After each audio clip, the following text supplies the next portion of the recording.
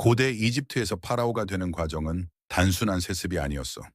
왕의 아들이 자동으로 왕이 되는 게 아니라 신의 선택을 받았다는 걸 증명해야 했고, 때때로 치열한 권력 다툼이 벌어지기도 했어.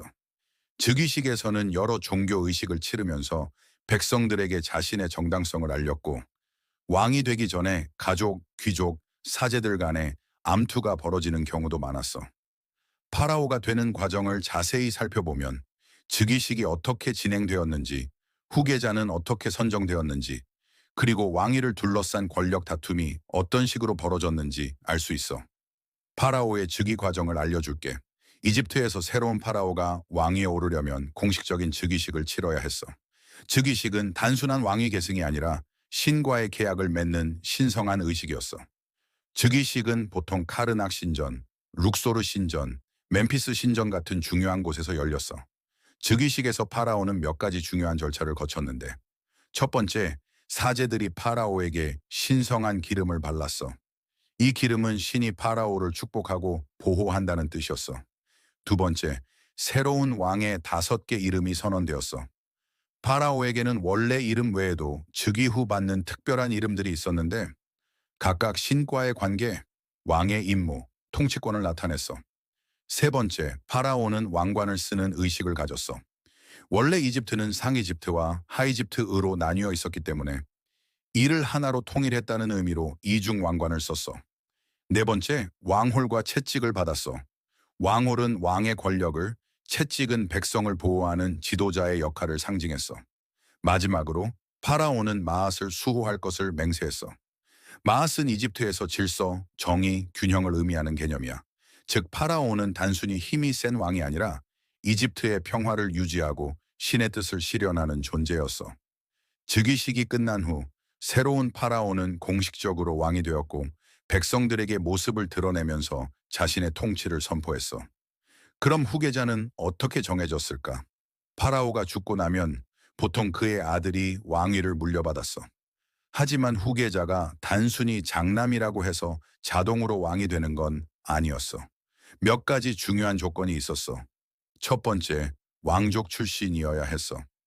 대부분의 경우 파라오의 아들이 왕위를 계승했지만 왕족 중에서도 능력이 뛰어난 사람이 선택되는 경우도 많았어.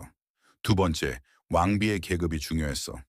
이집트에서는 파라오가 여러 명의 왕비를 둘 수 있었어. 하지만 대왕비의 아들이 가장 유력한 후계자가 되었어. 대왕비가 아닌 다른 왕비의 아들은 왕위 계승에서 분리했어. 세 번째, 사제와 귀족들의 지지를 받아야 했어.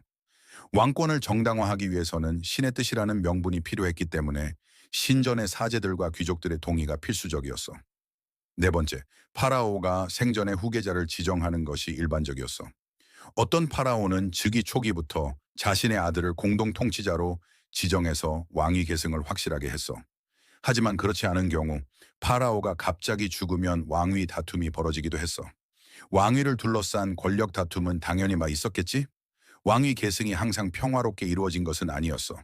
때때로 형제들 간의 싸움, 왕비들 간의 경쟁, 심지어 암살과 쿠데타가 일어나기도 했어. 대표적인 왕위 다툼 사례는 다음과 같아. 첫 번째, 투트모세 3세와 하셉수트의 대립인데, 내용은 이러해. 투트모세 3세는 원래 왕위 계승자로 지명되었지만 왕위 계승 과정에서 하셉수트 왕비가 정권을 장악하고 스스로 파라오가 되었어. 하셉수트는 20년 가까이 통치하면서 강력한 중앙 집권을 구축했지만 이후 투트모세 3세가 성인이 된 후 왕위를 되찾았어. 두 번째, 아크나톤의 종교 개혁과 왕위 다툼이야. 아크나톤은 전통적인 다신교 신앙을 버리고 태양신 아텐을 유일신으로 숭배하는 종교 개혁을 했어. 하지만 그의 급진적인 개혁으로 인해 귀족들과 사제들의 반발이 거세졌고, 결국 그의 사후 왕위 계승 과정에서 혼란이 발생했어. 세 번째, 투탕카멘의 왕위 계승 문제야.